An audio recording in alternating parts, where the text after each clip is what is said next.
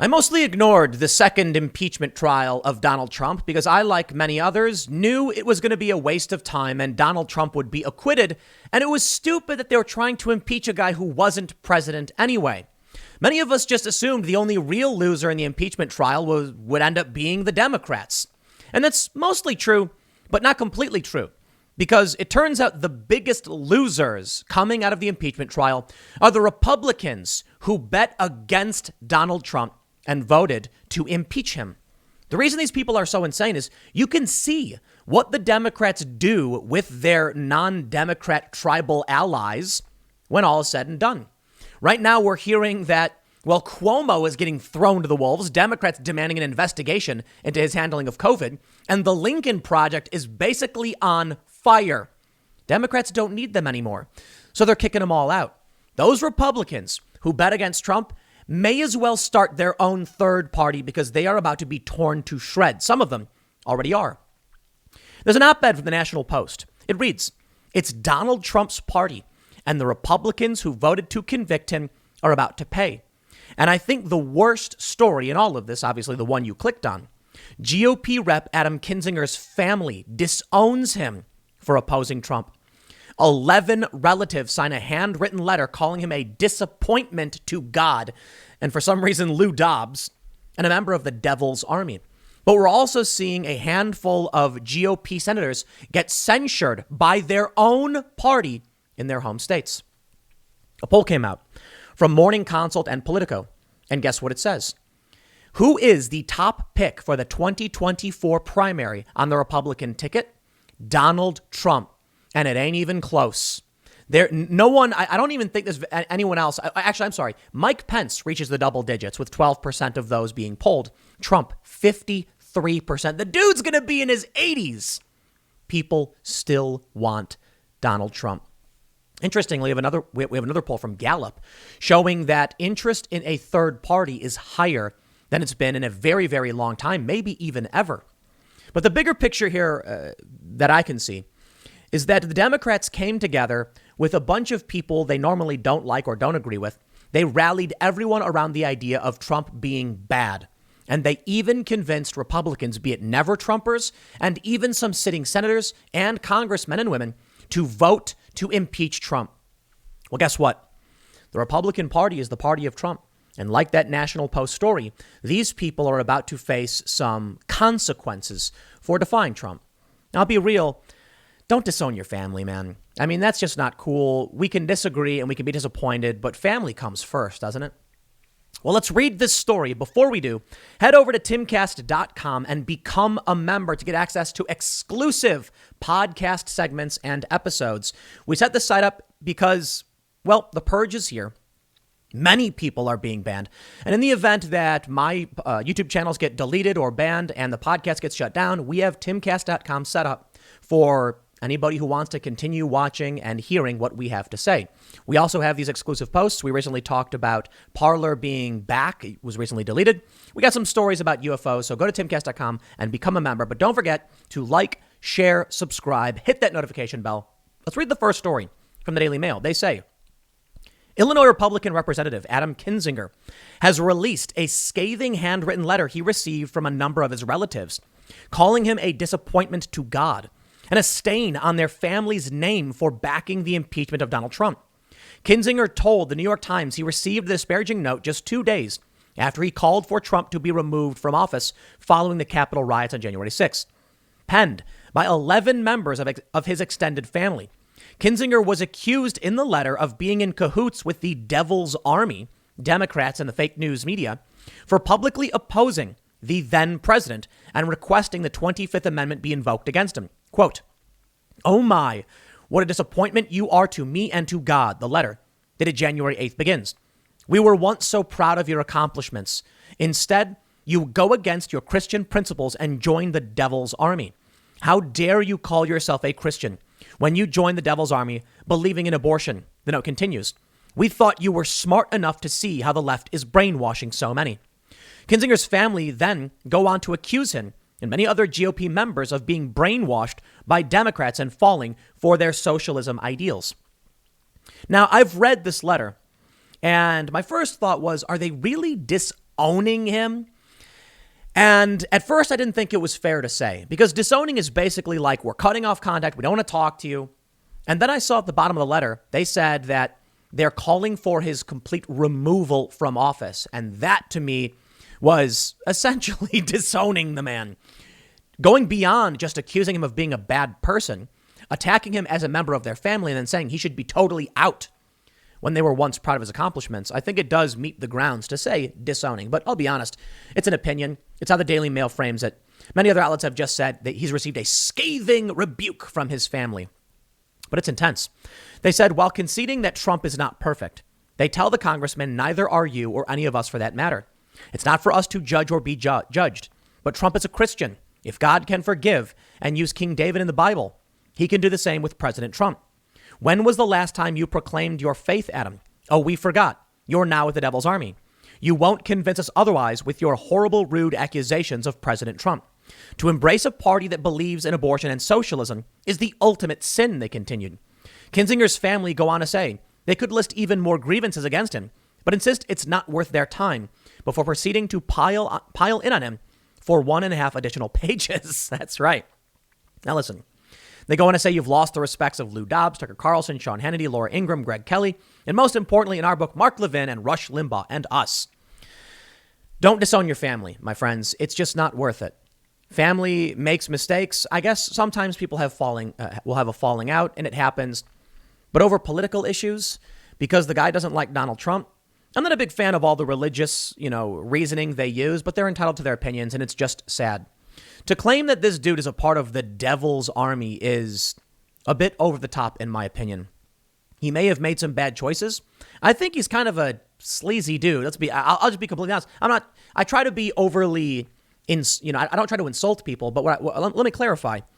I think the dude's whole shtick is that he's looking at the GOP, he's looking at Mitch McConnell, and he's making a bet.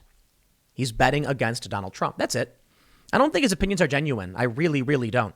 Because I think anybody who's being rational about this, who actually looks at the news and the facts, would conclude there's a lot of problems with Donald Trump, man. But come on, supporting Joe Biden or calling for Trump's impeachment when it's a waste of time, it's insane. It is.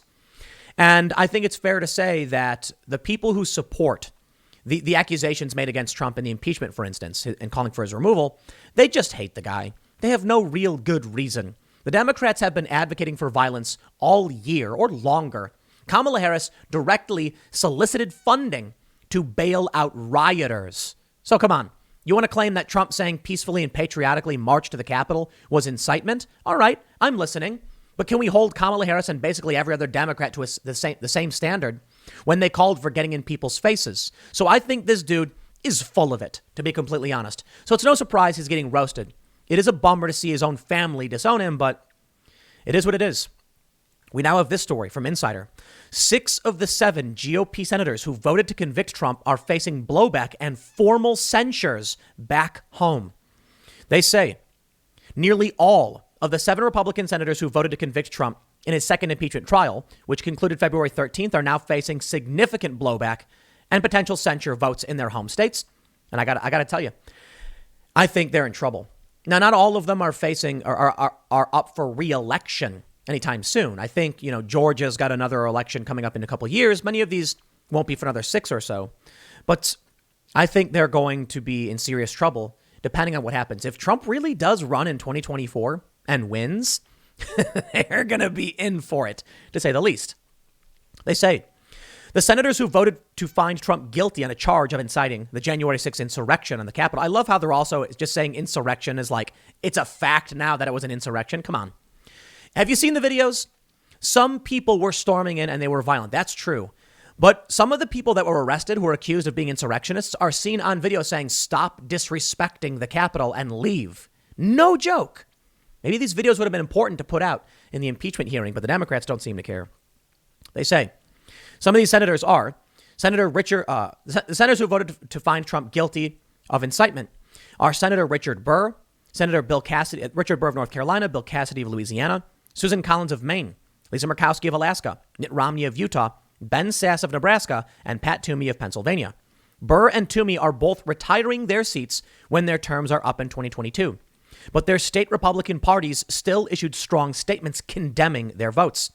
Leaders of at least 5 county-level Republican parties have moved to censure Toomey already. KDKA News reported, and the North Carolina Republican Party's Central Committee held an emergency meeting on Monday night where it voted unanimously to censure Burr. Wow! It is truly a sad day for North Carolina Republicans, Burr responded in a statement. My party's leadership has chosen loyalty to one man over the core principles of the Republican Party and the founders of our great nation.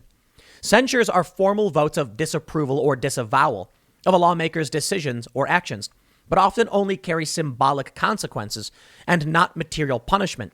Perhaps the most surprising vote to convict came from Cassidy, who, unlike some of the other senators who moved to find Trump guilty, had not been a vocal Trump critic prior to his conviction vote.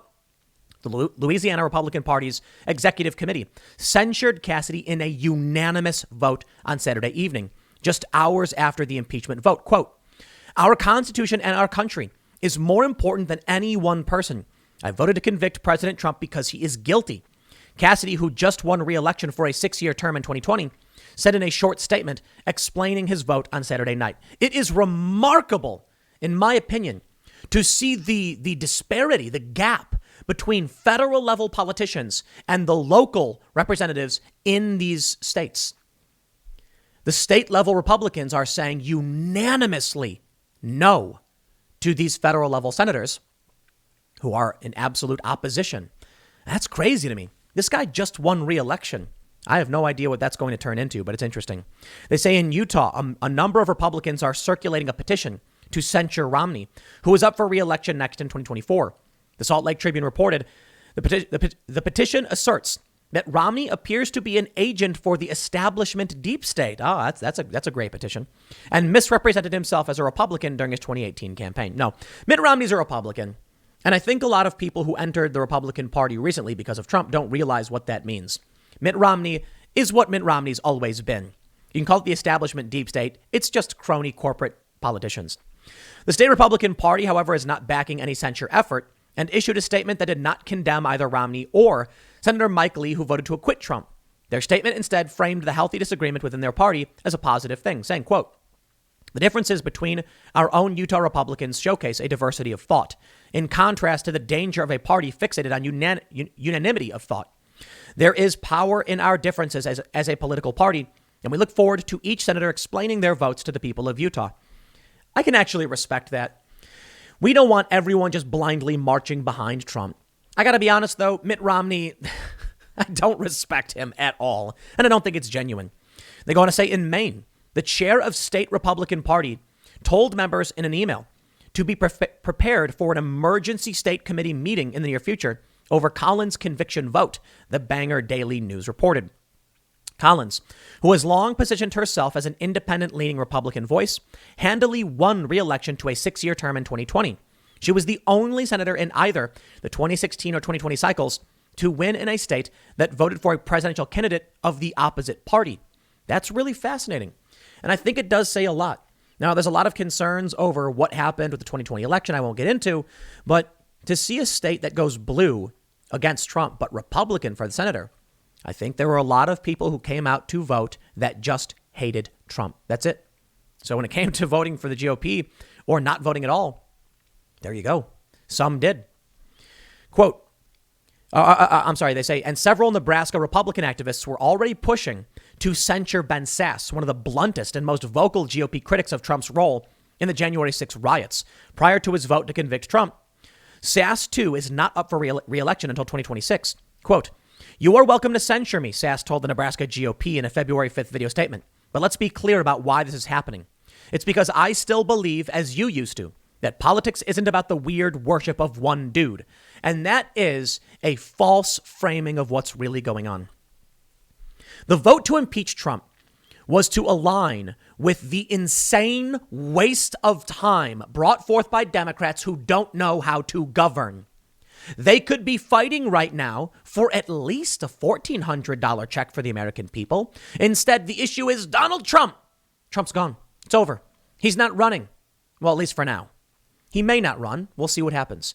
But he is certainly not in office, and he seems to be just golfing. And that's what they do. That's what they waste their time on. Ben Sasse, in my opinion, doesn't have the spine to stand up and say, I don't care about Trump. Sorry, I'm worried about what the American people need. Voting for or against is a waste of time. I'd personally vote against impeaching Trump, convicting Trump, because he's not in office anymore. Who cares? Can the Senate come together and actually focus on what the American people need? Or are they going to be putting on a clown show for everybody? That's you, Ben Sasse. That's what you're doing. And then you're putting out the statement to try and justify why the Democrats wasted our time and you supported them. Murkowski is the only one of the 7 senators up for re-election in 2022. She'll be somewhat insulated from a primary challenge from the right, however, due to Alaska adopting nonpartisan top 4 primaries and ranked choice voting beginning in 2022. She might actually lose in that case. This was consequential on many levels, but I cannot allow the significance of my vote to be devalued by whether or not I feel that this is helpful for my political ambitions, Murkowski told Politico's Burgess Everett after her vote on Sunday. You know what? Maybe some of these people have principles. Maybe they don't. Maybe they're all just dumb. And maybe it doesn't matter. I just said it. We need COVID relief. Now I'm seeing these tweets. They're actually kind of sad, where you got these Democrats being like, I'm starting to think we're not even going to get $1,400. Ding, ding, ding. Welcome to the club.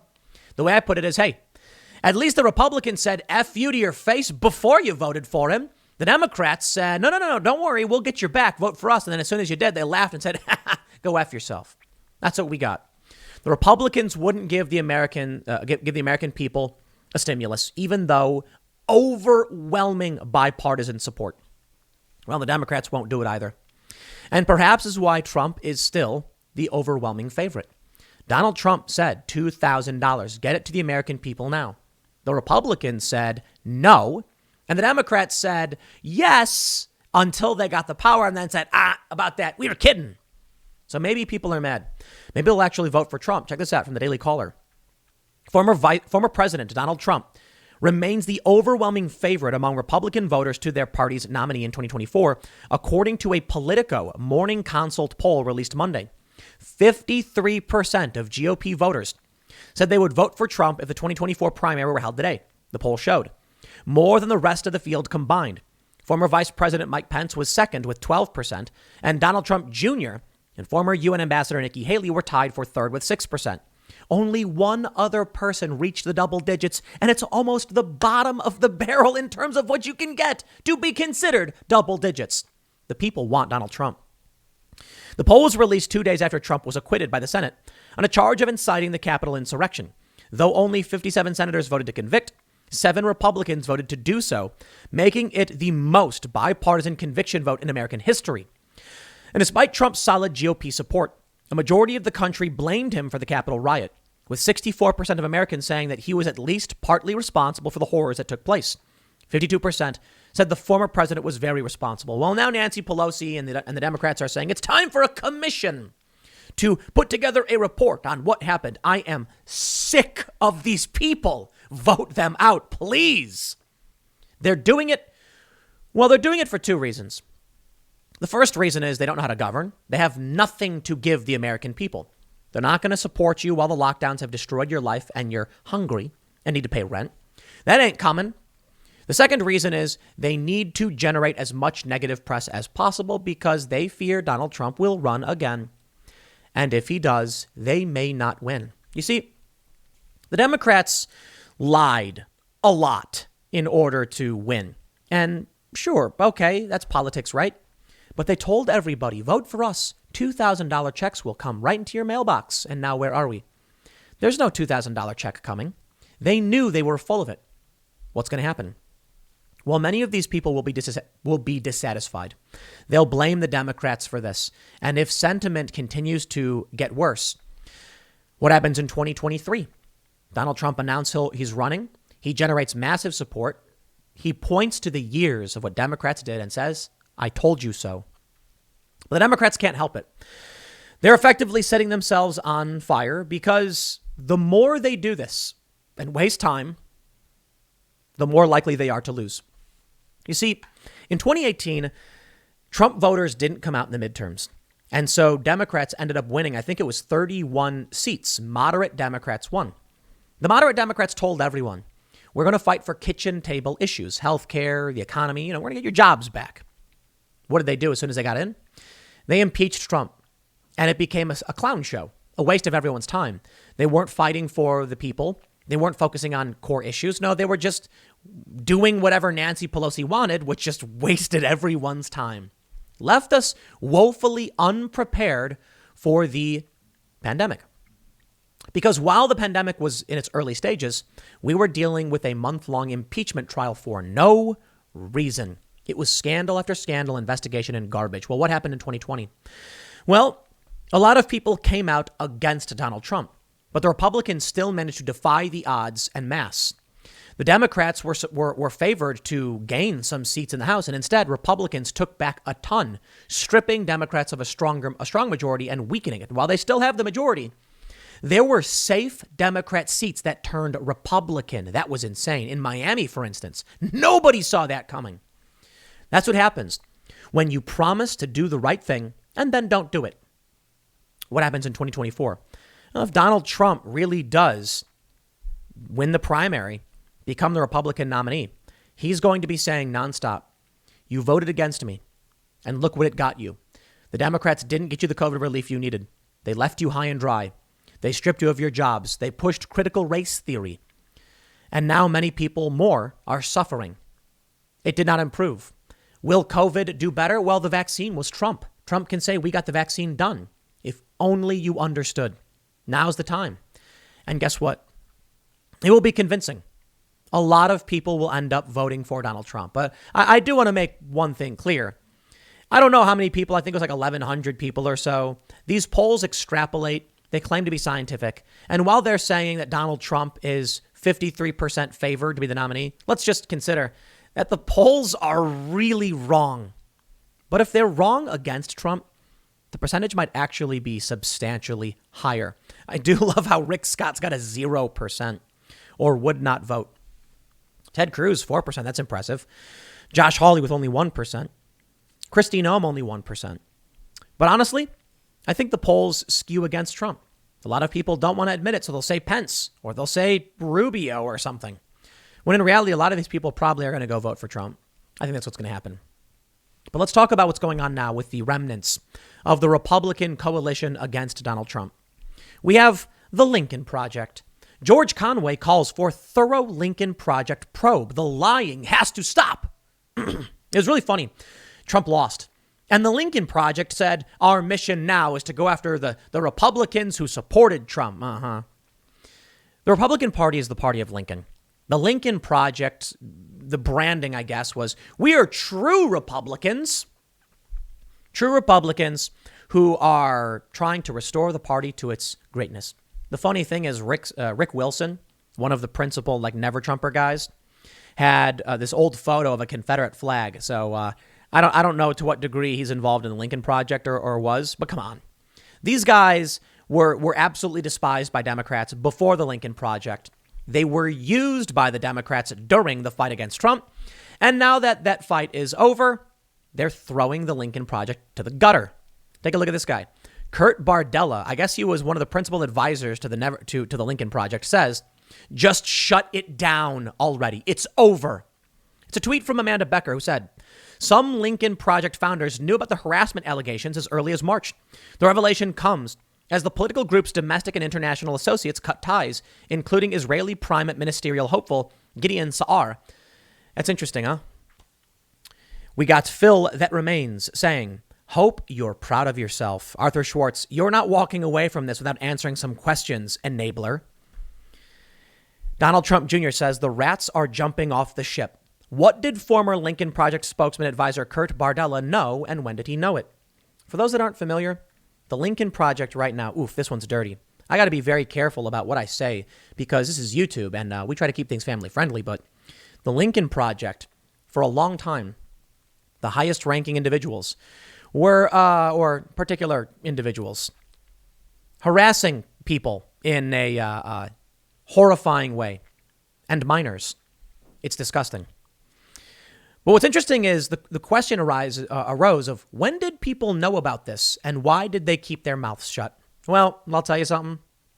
They've known for some time, and they kept their mouths shut for some time. They did it because they were willing to use any and everything to stop Donald Trump.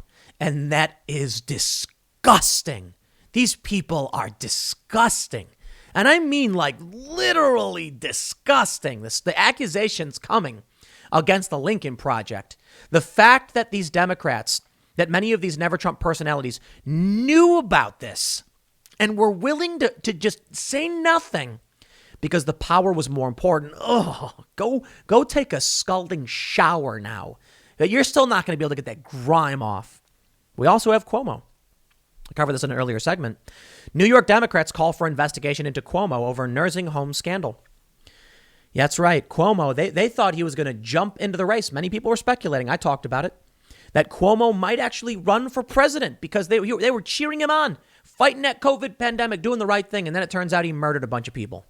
Now, I'm not exaggerating. Cuomo put a bunch of sick people into nursing homes and killed like 13,000 people because he's disgusting. And they withheld the information. They covered it up. Why? They were scared of Donald Trump. And apparently, these Democrats knew, the people in Cuomo's office knew, and they were worried Trump would launch an investigation because he had been disparaging the governors who killed all these elderly, these nursing home individuals. Think about that. They were willing to hide this so long as they were fighting against Trump. You can't let Trump call them out for being evil, can you? No, Trump's evil. Trump must be stopped. That's what they were willing to entertain because Trump was really that bad. So I ask you, was Trump really that bad that they would protect or hide what the Lincoln Project was doing and they knew to prop up these people, to defend and hide what Cuomo had done, to ignore what these other governors had done, all because they hated Trump that much? The slime will never come off. Sorry, these people are sick. But you can certainly see the bonds between these ridiculous individuals, the whatever Never Trump Democrat faction, shattering. And that's it. Even the progressives. Man, there really was a big coalition against Trump. I'll tell you that. Even progressives are now like, all right, Biden time. They hate Biden. These far leftists, they've always hated Biden, but they hate Trump more. It's amazing how hatred for one man could drive such a disgusting group of people. Giving power to people who should have never had it. Well, now they're at each other's throats and they're tearing each other apart. I wonder what comes next. Percentage saying third major political party is needed by party ID. Republicans through the roof from 40% to 63% saying we need a third major political party. Well, I don't know if that's going to matter because a lot of people aren't going to vote Republican. And a lot of people aren't going to vote anyway. And that is kind of sad. I'm not going to vote for a Republican. I'll tell you that. But I'll probably vote third party. I will. I'll go out and vote. I'll vote. I hate saying third party as well.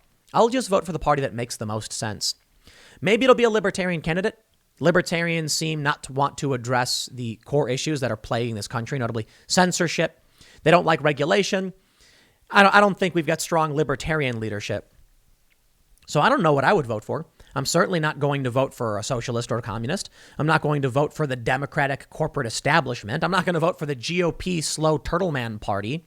Slow down there, Democrats. That's all they ever do. They don't. That's the joke, I guess.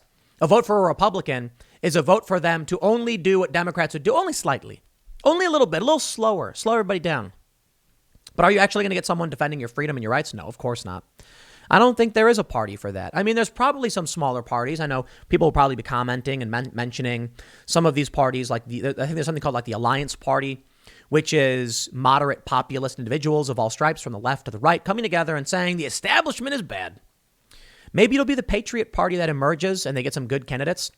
You know, Ron DeSantis seems to be doing all right. I give him respect. He said some things that are important.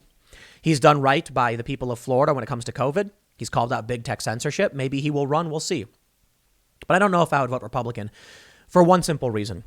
You see, I supported Democrats in the presidential primary. And it was a waste of money because I'm learning now that they basically just, the establishment uses their power to keep out any outsiders. But I'm still glad I was able to help get some of these, notably Tulsi Gabbard on the debate stage. And I'm not saying I got her there. I'm saying I just donated, and so I contributed to a certain degree, because she dropped that nuke on Kamala Harris, so it was worth it. But what worried me is I liked the idea of voting for a moderate Democrat, in the House, maybe get some balance and bring some sanity back to the system. But look at what they did as soon as they got in. It was a lie.